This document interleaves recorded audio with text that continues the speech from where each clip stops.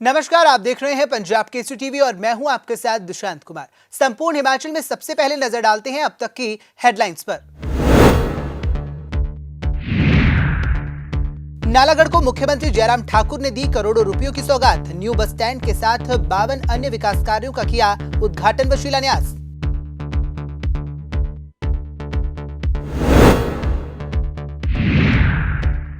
स्वर्ण समाज के अनशन पर बोले सीएम जयराम ठाकुर। स्वर्ण समाज या किसी समुदाय के खिलाफ नहीं की गई कार्रवाई, कानून की धज्जियां उड़ाने वालों पर की गई है कार्रवाई।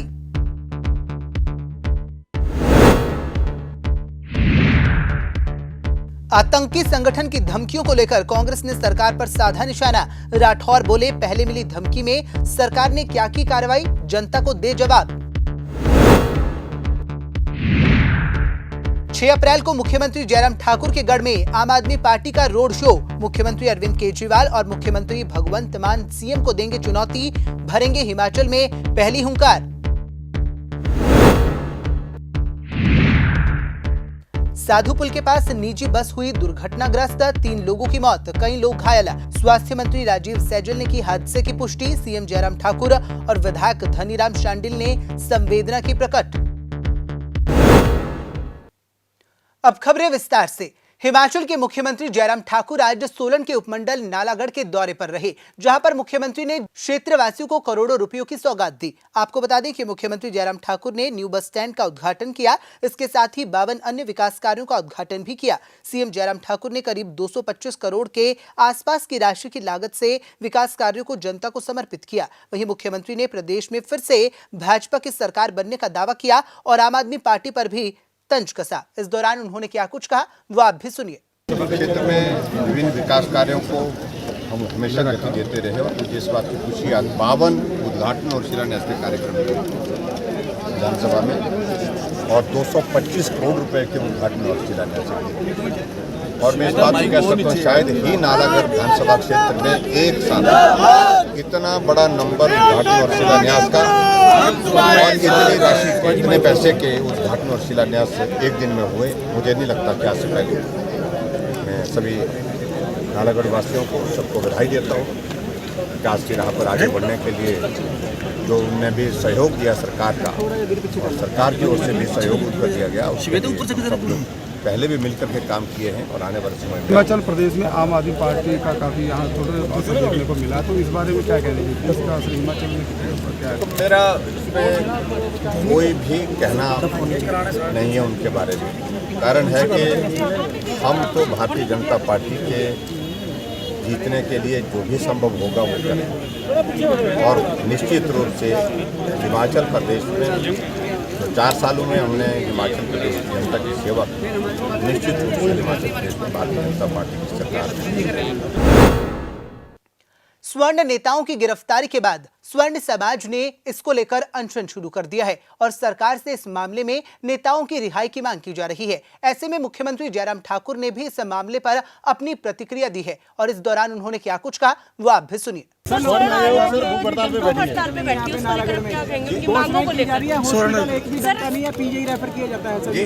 नालागढ़ का जो हॉस्पिटल है आज हमने कहा कि सीएचसी नालागढ़ को अपग्रेड करके सिविल हॉस्पिटल करने की हमने घोषणा की सर, और इसकी बेड कैपेसिटी भी बढ़ाएंगे। स्पेशलिस्ट डॉक्टर्स यहाँ पर होंगे आने वाले जो पहले डॉक्टर का ओपीडी बहुत बड़ी यहाँ पर रहती है, तो आज से पहले अगर कमी रही है तो उसको दूर करेंगे। स्वर्ण आयोग को लेकर जो हड़ताल करे, भूख हड़ताल, तो उसको लेकर आप क्या कहेंगे? क्योंकि आज सोलन में भी जो है क्षत्रिय संगठन वालों ने आज से भूख हड़ताल शुरू कर दी है, तो उसको लेकर आप क्या कहेंगे उनकी मांगों को लेकर? मेरा स्वर्ण आयोग क्षत्रिय संगठन के बारे में इतना ही कहना है कि कोई भी कार्रवाई न स्वर्ण लोगों के खिलाफ हुई है न क्षत्रिय लोगों के खिलाफ। कार्रवाई उन लोगों के खिलाफ कानून के मुताबिक जिन्होंने कानून को अपने हाथ में लिया, पत्थर फेंक करके सिर फोड़े पुलिस वालों के, हॉस्पिटल में वो भी एडमिट हुए, फ्रैक्चर उनको भी, गाड़ियों को तोड़ा गया, गाड़ियों को नुकसान पहुंचाया गया, नेशनल हाईवे को घंटों तक ब्लॉक किया। वो इस तरह की वजह से ये कार्रवाई स्वर्ण समाज या किसी कम्युनिटी के पर्टिकुलरली उनके अगेंस्ट नहीं, अगेंस्ट दो जिन्होंने कानून व्यवस्था की सारी धज्जियाँ उड़ाई और उस तरह से उनने जो जिस प्रकार से उनने अपने हाथ में कानून को लेने का प्रयत्न किया, कोशिश किया।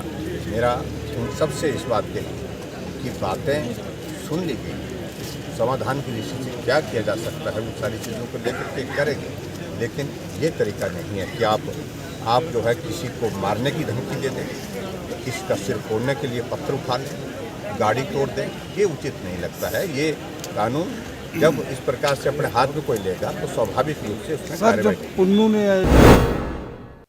चुनाव से पहले मिली आतंकी संगठन की धमकी को लेकर कांग्रेस ने सरकार पर सवाल उठाना शुरू कर दिया है। वहीं कांग्रेस के प्रदेशाध्यक्ष कुलदीप राठौर ने भी सरकार पर महंगाई को लेकर जमकर निशाना साधा। इस दौरान उन्होंने क्या कुछ कहा, वो आप भी सुनिए। तो ऐसा व्यक्ति जो धमकियां देकर प्रदेश में असुरक्षा का वातावरण पैदा कर रहा है, एक सेंसेशन पैदा कर रहा है, उसके बारे में पिछली बार क्या कार्रवाई हुई हम ये जानना चाहते हैं। अब ये कोई पुन्नू साहब हैं, ये इस आशय की धमकियां दे रहे हैं क्योंकि प्रदेश की जनता ये जानना चाहती है, क्योंकि पिछली बार जब इन्होंने पत्र लिखा उसके बाद क्या कार्रवाई हुई ये हम सरकार से जानना चाहते हैं। अब दो बातें साफ है। पहला, हमारी प्रदेश की सुरक्षा से कोई खिलवाड़ा होना नहीं चाहिए। थोड़ा हमें यह भी लगता है कि जब भी चुनाव आते हैं तो ये व्यक्ति सक्रिय क्यों हो जाता है, क्योंकि पिछली बार भी उसके बाद हमारे बाई इलेक्शंस थे और अभी भी कॉरपोरेशन के चुनाव होने, विधानसभा के चुनाव होने, तो कहीं ना कहीं मन में ये बात भी आती। अभी चुनाव हुए 5 राज्य के, मूल्य स्थिर रहे और अचानक दाम बढ़ने शुरू हो गए। लगातार पेट्रोल और डीजल के दाम बढ़ रहे हैं और 5 दिनों में 3 रुपये 20 पैसे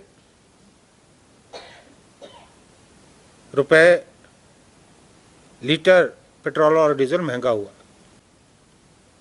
कितनी महंगाई बढ़ी है, जो रोजमर्रा के काम में आने वाली चीजें, खाने का तेल है, खाद्य वस्तुएं, लगातार दाम बढ़ रहे हैं। पंजाब में सरकार बनाने के बाद आम आदमी पार्टी ने मुख्यमंत्री जयराम ठाकुर के गढ़ जिला मंडी में भी सरकार को चुनौती देने के लिए तैयारियां शुरू कर दी हैं। इसी बीच आपको बताते चलें कि हिमाचल प्रदेश में होने वाले आगामी विधानसभा चुनाव के रण में उतरने के लिए आम आदमी पार्टी ने कमर कस ली है। वहीं पार्टी को मजबूती दिलाने के लिए आम आदमी पार्टी ने मंडी जिला में सदस्यता अभियान भी शुरू कर दिया है। आपको बता दें कि 6 अप्रैल को मंडी में आम आदमी पार्टी ने रोड शो का आयोजन किया है, जिसमें दिल्ली के मुख्यमंत्री अरविंद केजरीवाल और पंजाब के मुख्यमंत्री भगवंत मान शिरकत करेंगे। और 6 तारीख को केजरीवाल जी दिल्ली के मुख्यमंत्री और पंजाब के मुख्यमंत्री ये 6 तारीख को मंडी में रोड शो के लिए आ रहे हैं। उनके लिए भी लोगों को न्योता दे रहे हैं कि 6 तारीख को मंडी यहाँ पहुँचने के लिए न्योता के दे रहे हैं। हमारा 2-3 उद्देश्य है, एक तो सदस्यता अभियान और केजरीवाल के लिए जो न्योता भी है हमारा, जो हिमाचल वासियों को सभी को। दिल्ली मॉडल जो है हमने हिमाचल में प्रोजेक्ट करना है, इसलिए पंजाब जीत के बाद हिमाचल में हम लोगों ने एक सदस्यता अभियान चलाया हुआ है और अगले महीने 6 तारीख को केजरीवाल जी और भगवंत मान जी यहाँ मंडी में एक रोड शो करने जा रहे हैं। मैं लोगों से आग्रह करूँगा, हिमाचल वासियों से, कि मंडी में आकर के और स्वागत करें केजरीवाल जी का। और चुनावी वर्ष की जो बात है, नवंबर में शायद इलेक्शन हो जाएंगे, तो जो दिल्ली मॉडल है उसको हम हिमाचल में एक प्रोजेक्ट लेके आ रहे हैं। सोलन जिला के साधुपुल के समीप एक दर्दनाक हादसा पेश आया, जहां पर एक निजी बस हादसे का शिकार हो गई और इस हादसे में 3 लोगों की मौत हो गई। बता दें कि कंडाघाट से चायल की ओर जा रही निजी बस अनियंत्रित होकर नदी में जा गिरी। हादसे में 3 लोगों की मौत हो गई है। वहीं स्वास्थ्य मंत्री राजीव सैजल ने हादसे की पुष्टि की, जिसके बाद सीएम जयराम ठाकुर और विधायक धनीराम शांडिल ने भी मृतकों के प्रति संवेदना प्रकट की। वहीं सीएम जयराम ठाकुर ने इस मामले में उचित मुआवजा देने की बात कही है और वहीं मुख्यमंत्री ने दुर्घटना के कारणों की जांच के भी आदेश दिए हैं। अनफॉर्चुनेट सूचना हमको ये मिली कि वहाँ साधुपुल के पास सोलन में एक गाड़ी का बस का एक्सीडेंट हुआ। उसमें 3 लोगों की दुखद मृत्यु हुई है और कुछ घायल भी हैं। और जो भी सूचना मिली है, जो घायल हैं उनको आईजीएमसी में भेज दिया गया है। डॉक्टर्स को वहाँ पर कन्वे कर दिया कि उनका बेहतरीन ट्रीटमेंट किया जा सकता वो करें। और जो घायल हुए हैं वो तो सचमुच में दुखद है। उनके परिवार को ईश्वर शक्ति दे इस दुख को सहन करने की, और सरकार की ओर से जो उचित मुआवजा दिया जाता है वो मुआवजा उनको उपलब्ध करा दिया जाएगा। लेकिन दुर्घटना के कारणों की हमने कहा कि इसकी जानकारी हमको बताएं कि कारण क्या रहे। हुआ है कि AK ट्रेवल्स करके एक बस जो है साधुपुल के पास दुर्घटनाग्रस्त हुई है, जिसमें 2 लोगों की मृत्यु हो गई है और इसमें 6 लोग जो हैं वो घायल हैं और उनको उपचार के लिए जो है आईजीएमसी भेजा जा रहा है। मेरी मेडिकल कॉलेज मेडिकल सुपरिटेंडेंट के साथ बात हो गई है और मैंने उनको निर्देश दिए हैं कि घायलों के उपचार की व्यवस्था जो है वो तुरंत होनी चाहिए। मैं इस घटना पर बहुत दुख व्यक्त करता हूं और मृतकों के परिवार के प्रति भी अपनी संवेदनाएं मैं प्रकट करना चाहता हूं। हम दुख की घड़ी में मृतक परिवारों के साथ हैं। आज सोलन विधानसभा क्षेत्र के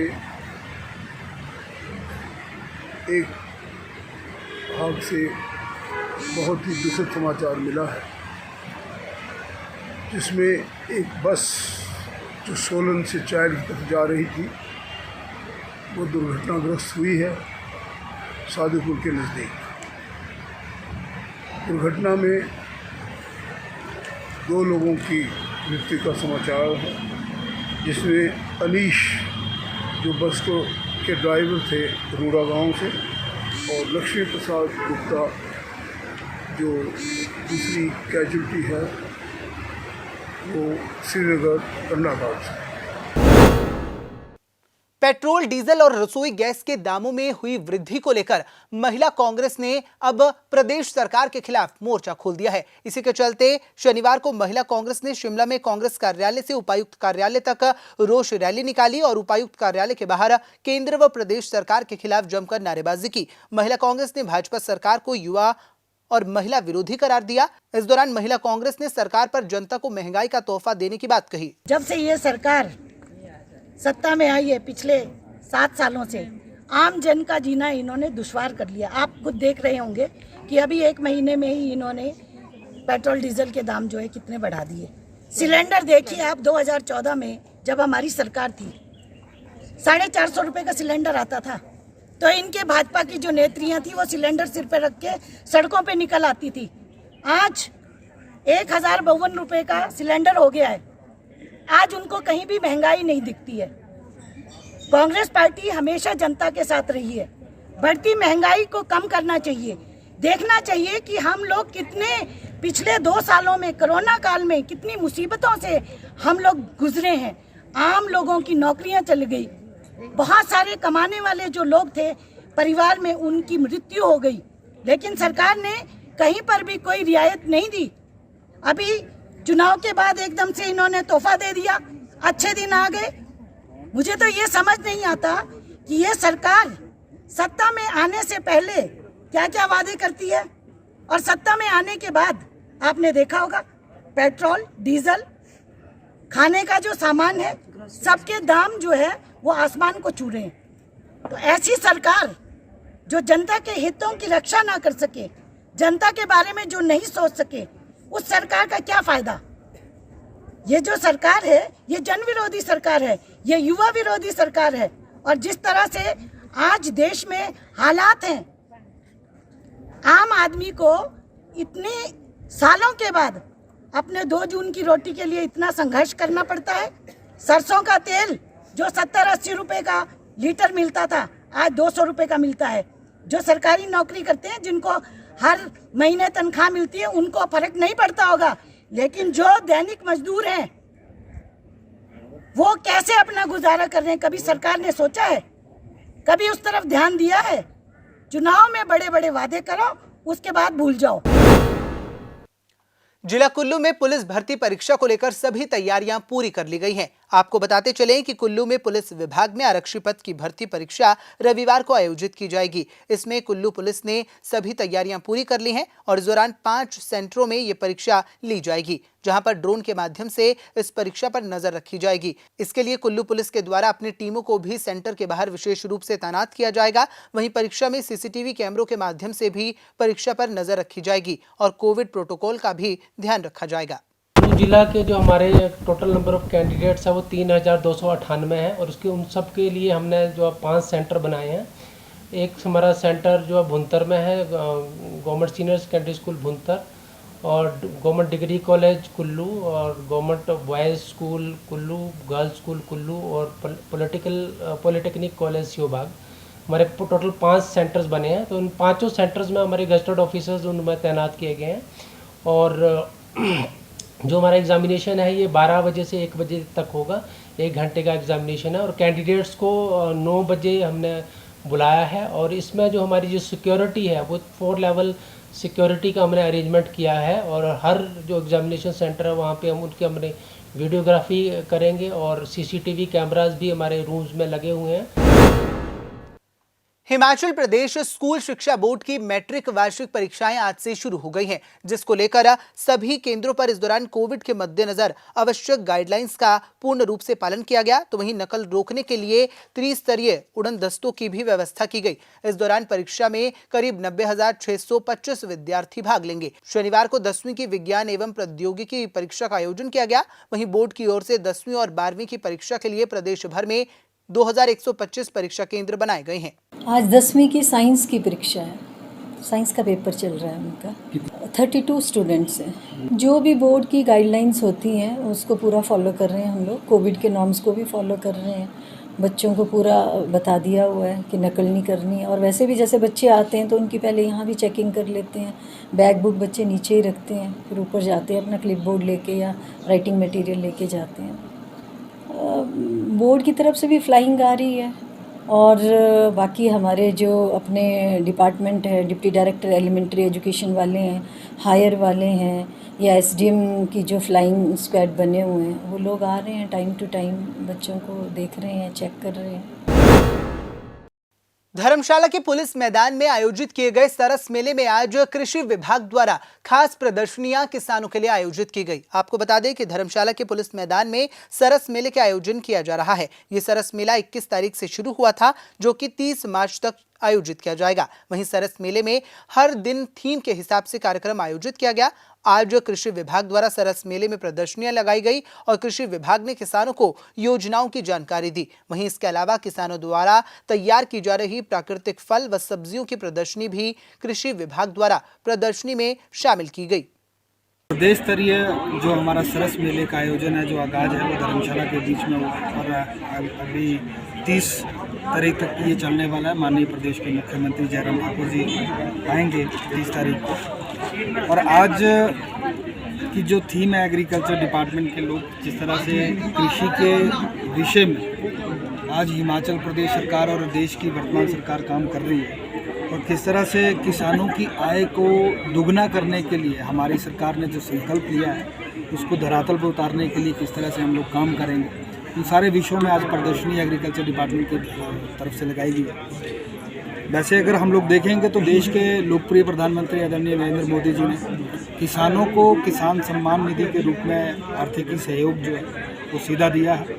वो आर्थिक सहयोग जो है वो किसानों को सुदृढ़ करने के लिए और किसानों को आगे बढ़ाने के लिए दिया गया है। जो एग्रीकल्चर फील्ड में प्रदेश सरकार द्वारा जितनी भी योजनाएं हैं वे धरातल पर कैसे उतरे, धरातल पर उसका इम्प्लीमेंटेशन कैसे हो, कैसे किसान उस चीज़ को अपनाए, इस दिशा में हम लोगों ने काम करना शुरू किया है। आज हमारा हिमाचल प्रदेश, हमारा जिला कांगड़ा कहीं ना कहीं प्राकृतिक खेती की, जिसमें देश के प्रधानमंत्री आदरणीय मोदी जी ने और हिमाचल प्रदेश में जयराम ठाकुर जी ने प्रदेश के किसानों से ये आग्रह किया था प्राकृतिक खेती को हम लोग अपनाएं, इसमें आगे बढ़ें।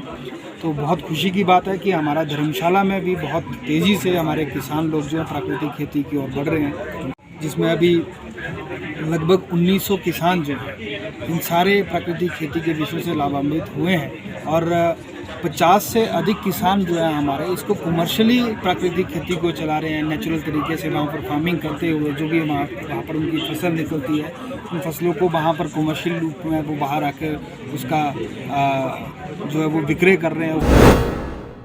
जिला चंबा की सड़कों पर अब वाहन चालकों को आवारा पशुओं का सामना नहीं करना पड़ेगा, क्योंकि जिला प्रशासन द्वारा इन आवारा पशुओं के लिए कार्य किया जा रहा है। आपको बता दें कि जिला प्रशासन की ओर से इन आवारा पशुओं से जल्द निजात दिलाया जाएगा और इसके लिए कार्य भी किया जा रहा है। बता दें कि चंबा जिला के मंजीर और तन्नूहट्टी में गौ सदन बनाया जा रहा है, जहां चंबा जिला में घूमने वाले आवारा पशुओं को रखा जाएगा, ताकि जिले में किसी भी व्यक्ति को या वाहन चालक को इन आवारा पशुओं से परेशानियों का सामना ना करना पड़े। चंबा जिला में भी आप देखेंगे कि चंबा में एक एमसी चंबा भगोत में एक गौसदन चला रही है, एक चुवाड़ी में चल रहा है, एक चंबा में ही शनिदेव मंदिर में चल रहा है और एक नैनीखड्ड में चल रहा है जो रोड साइड पे अभी है। तो अभी भी हमारे काफ़ी जानवर हैं जो सड़कों पे हैं और उनको अकोमोडेट करने के लिए एक मंजीर में सलोनी में एक गौसदन बन रहा है जिसकी 200 गायों की कैपेसिटी होगी और वो अगले 2-3 महीने में तैयार हो जाएगा। तो हम वहाँ 200 आवारा पशु जो हैं उनको रख पाएंगे। इसके अलावा तन्नूहट्टी में 200 गायों का रखने के लिए एक गौसदन बन रहा है और उसकी कंस्ट्रक्शन स्टेज पे है, वो भी अगले 2-3 महीने में हमारा तैयार हो जाएगा। उसके बाद जो सियूता है वहाँ पे 50 गायों के लिए एक गौसदन बन रहा है, उसका कंस्ट्रक्शन भी चल रहा है, वो भी कंस्ट्रक्शन स्टेज पे है।